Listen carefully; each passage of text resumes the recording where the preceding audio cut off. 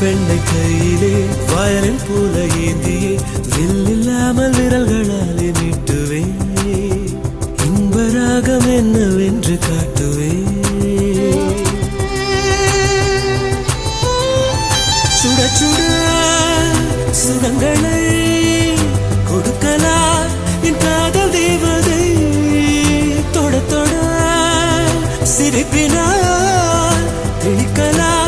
என் மீது பூமழை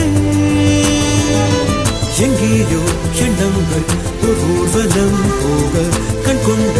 உள்ளங்கள் ஒரு ஓவியம் ஆக ஆனந்தம் ஆனந்தம்